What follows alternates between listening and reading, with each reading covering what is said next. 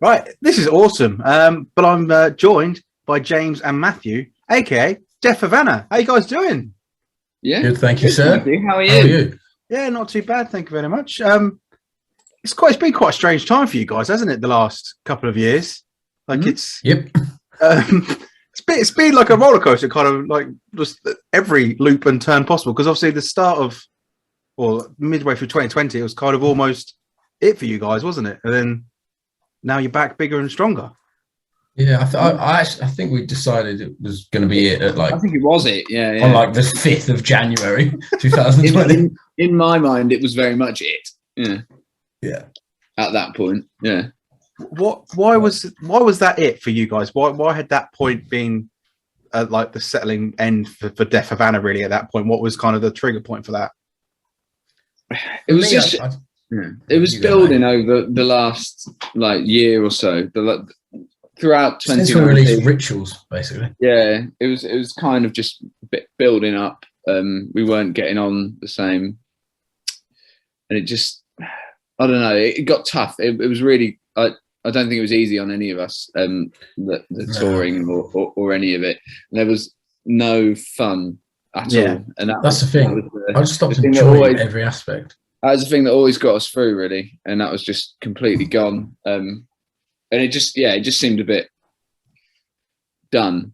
It felt tired. It just felt like it was worn out. You know what I mean? Like everything it did was just like it was just a drag. Really, it was just awful. I also think especially with any sort of creative job, when it becomes more a job than exciting and creative, then that's when you kind of reach that end point for that sort of segment as such, really. Yeah, that's definitely what happened. I felt really bad because I was just dialing it in. Like there's none of the I wasn't getting what I want from it anymore, if you know what I mean. Yeah. So obviously then the pandemic hit. Most people kind of then just everything went to ruin, and a lot of bands have split up because of the pandemic. Because then you guys actually, this is the perfect time just to get back together and that spark again. Not many people got a spark of inspiration like that in lockdown, did they? No, I mean, to be honest, like the first lockdown, I had no inspiration whatsoever. I was just like sitting around watching terrible reality TV and just like not doing anything productive. So it took a while, but I think Matty was a bit more productive than me. Like not throughout 2020. I did nothing in 2020. I nothing musical at all. And then the start of 2021, I had a real sort of rocket up the Jaxie moment of what the hell am I doing? I what do I want to do? And my girlfriend gave me a bit of a stern talking to, I think, and on that front of well, do you want to do music? Is this what you actually want to do? And then realised music then. No, it actually isn't. So then I started just approaching it a bit more seriously and making myself write every day at the start of last year, and then just got hit a really good creative patch of just seeing ideas through and getting stuff out there. And then James and I ended up getting back together, and not in that way. Not like that. That'd be weird. We did go to school in Norfolk, so it's normal. It's normal. Kind of part of the course up there, isn't it? Funny years. But, no, but in all seriousness, it just kind of it was a lot of being not productive at all, and then it all happened really quickly, and we just in the space of at the beginning of 2021, I think I was more productive than I've ever been in my entire life in 3 months. So it was pretty. It did also coincide with me stopping drinking as well, and previously drinking took up a massive part of my it was all I did. So I probably just had more. I probably had more free time. That's weird that you had more get up and go when you weren't perpetually hungover. when you are drinking, you're not just sweating until 3 p.m. every day. Yeah. When you're drinking, you think it I used to think it made me more creative. No, it doesn't. It made me not want to do anything. Yeah. So when you started working together and start writing together again, did it ever kind of cross your thought process to maybe move it away from Deaf Havana and start it as something new? What kind of made you go back to it being Deaf Havana? For me, the songs just had that heart. Is kind of all the songs we've got for the record kind of are like a distillation of what Deaf Havana could be and should be in my mind. And so it only seemed right, really. What about you, Jim? We were so, even close to the point where we'd finished the album, we were like, are we 100% sure we want to release this as a Deaf Havana album? I mean, to be honest, it does sound, the album does for the most part sound like it could be a Deaf Havana album, so that's why we decided to keep it. And also the amount of work to start a new project again, you can't just like, although we're not in any way, shape or form a big band, there's still a bit of like infrastructure there. To start again, it takes ages, so I don't know. But and also, if we want to do another project, there's nothing stopping us. Like, we can do that. But I think this just ended up needing to be a Havana record. Yeah. I mean, the singles we've had so far, obviously, we've had Going Clear and we've had Kids. They do sound like an evolution of where Deaf Havana were going. So obviously, it is an evolution of where Deaf Havana have gone, because you are. Yeah, exactly. Good. Yeah, I'm glad that that's come across, because that's, well, those two songs in particular actually very much felt like that, I think. And what was the sort of, I think, especially with Kids, there's a more electronic and slightly poppier feel to it as well. Have there been new influences over the last couple of years which have kind of driven the writing process, especially for Kids? Definitely for Matty. Like, you listen to a lot of electronic music, don't you? Yeah, but that's not necessarily new. That's where my head's been at for a while. But that was also like Kids as it is now changed in the studio. Like that was as we were recording everything else, it was one of the last songs we got round to doing, and as it was, it just felt a bit old. Or it felt like in the month or so that since we'd started, like, we'd got the songs together and started recording them properly, it had dated almost. If you know what I mean. It is weird. And then we just started, but there was elements of the song that we loved, basically, and so then we just started playing around. And Mike Horner, whose studio it was, he's got a bunch of really nice old synthesizers and stuffs. That's a word, isn't it? So we just started playing around on those, and then it just flew out of that, really, didn't it? Yeah, I think the influence is more what Mike had in his studio. Like, he had a lot of like weird synthesizers that we were like, all right, let's just see what this does. So I don't know how we're gonna recreate any of those sounds, because they're all they're all like actual synths. They're all like proper synthesizers where you can't even store the sounds. Yeah. I mean, that's a challenge, because I was going to get on to touring, because obviously so far on the books there's just Slam Dunk. Is there anything in the books that's coming up, or at least an idea of a tour at some point? Yeah, definitely. We it's like, I think it's booked, to be honest, but we'll definitely tour in, like, I think October and November, in the autumn, after the summer. It's just we kind of left it too late to get on any of like the big festivals this year, because they just carried over all the artists for the last like 2 years that didn't get to play. So festival season probably will be next year for us. But we're definitely going to kick off touring, I think, October. Is that exciting to get back out onto a stage and perform as Deaf Havana with the new era as such? Yeah, definitely. It's right. It is really exciting. And it's even nice to play with just new musicians as well, because it's just like, it feels like a fresh start. Yeah, even though it's really different. Yeah. It's almost like the pandemic's kind of like it has been the full stop for era one of Deaf Havana, and then this is the rebirth, and you've had that time to kind of recoup and like sort of regrow as such.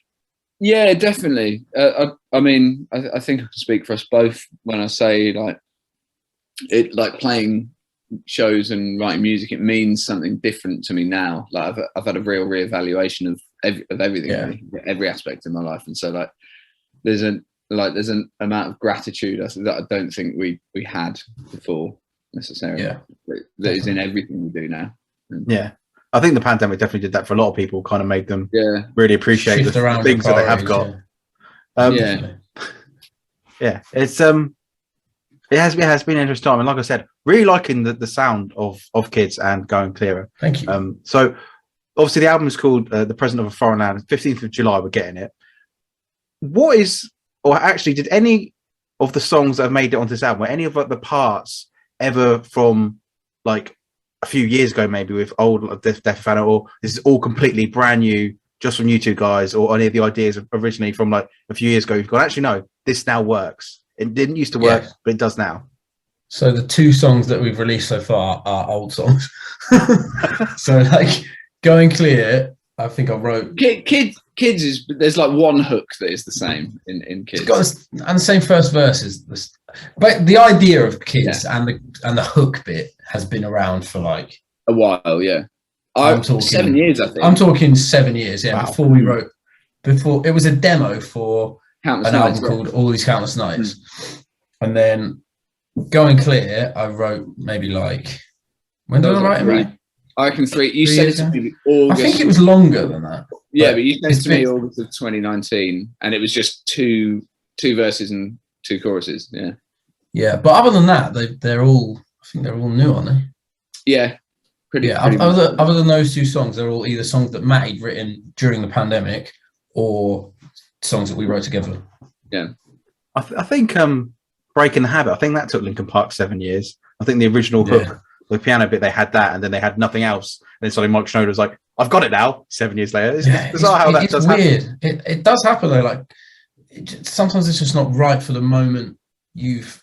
I've gone to see bands and artists when they've played songs live, and I'll be like, oh, that's amazing. I wonder when they're going to release it. They release like 3 albums, and then it's on the. It's on like, do you know what I mean? It's like 7, 8 years later. So it's weird how that happens, but it does happen. You just got them stored there. They're just there at the back, and you go, actually, no, this is the time now. Either that, or you can't be bothered to write any new songs, and you just use like recycle old ones. What is that? This album's just laziness. It's just. Exactly. Yeah, good for the environment though. No, it's not lazy. Deaf Havana, Going Green, we're just recycling. There we go. Yeah.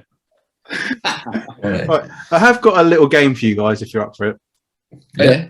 It's called Streamy, Say That You Stream Me. Essentially, it's higher or lower, but with streaming numbers. It's so original. I just don't like it. I'm into it. You can both do join in to say higher or lower. So we're going to start off with the past 6 years is at 3.8 million. So that's your starting number. Is Sinner higher or lower than 3.8 million? I'm going to say lower. I'm going to say higher. Oh, one of you's right. I mean, that's going to be the case when you with a 50-50. It is. It's higher. Yeah. 7.5 million. Yeah. Really? Yeah, wow, that's impressive. So pretty good. I mean, technically James you're already out, but we'll just say it's 1-0 to Matthew so far. So we're going from 7.5 million streams for Sinner. Is Kids higher or lower than 7.5 million? Definitely lower. I mean, yeah. I mean, that's a point all right. I mean, it's 198,000. It's only been out a while. It's not been out that long. Yeah. That's true. I mean, it makes the next one pretty easy, I would suggest. Friends Like These, higher or lower than 198,000? I mean, unfortunately, I'm going to say higher. Unfortunately, I'm going to say higher, but it should be deleted off Spotify, if I'm honest. It's 1.5 million. How many? 1.5. I thought you said 9.5 then. I was like, what? Right, so we're going from Friends Like These at 1.5 million to Going Clear. Higher or lower than 1.5 million? Lower. Yes, you're both right on that one. It is 432,000, which is a strong number. Again, it's not been out that long. Then we are moving on to Happiness. Higher or lower than 432,000? Higher for sure. It should be higher. Yeah, I mean, do you want to have a guess at a number? I reckon it's 1 point something. 1.2 Matthew, you're way off. It is 4 point what? 4.9. Add a million and you're there. 5.9 million. It's a strong number, that one. That's better than I thought. And then we're going from 5.9 million to Little White Lies. Higher or lower? That's actually quite difficult. Yeah. I have no idea because I don't know who listens to that album. think lower. I think lower. Okay, so we're both going lower. You're both correct. It is 3 million. So we're going from 3 million to Holy. Are we higher or lower than 3 million? That is again difficult. I reckon higher, but only like by a few thousand. Yes. I mean, it's higher, but it's not by a few thousand. It's by a few million. It is 7.9 million for Holy. Okay. Then we're going on to, so we're on the last 3 tracks now. So Everybody Dancing and I Want to Die, is it higher or lower than 7.9 million? Definitely lower. That's a definite from James. What are we saying, Matthew? Higher. Higher. Oh, it is lower. James has got that one. It's 3.2 million for Everybody's Dancing. So just hoping. An album track, not like. Right, now we're moving on to Trigger. Is it higher or lower? Higher. Higher for sure. Yeah, got me. It is 9.2 million streams for Trigger. So the last track we have, higher or lower?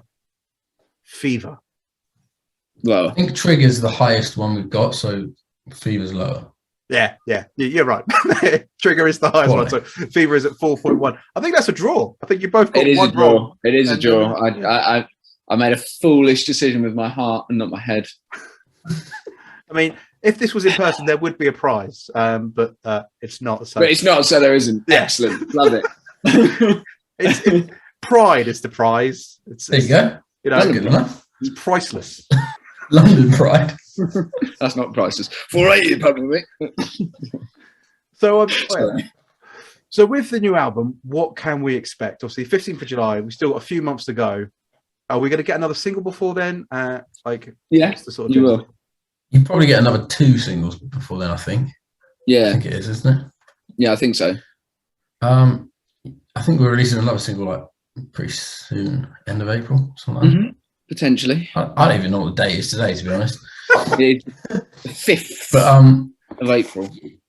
In terms of like music, sound wise, it's quite varied, the album, but it does have like a core. It's still got the same core elements that we've always had. Like it's got like quite miserable lyrics, quite upbeat melodies, quite big choruses.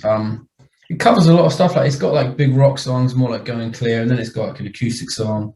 It's got a way more like electric, almost dancey song on it, and then just I don't know. It's just when we were writing it, we weren't really planning on releasing it, or we didn't really know what we were doing, so we kind of just wrote it and didn't have any boundaries. So some of it is a bit out there, but not as out there as we can get. Not like I think it keeps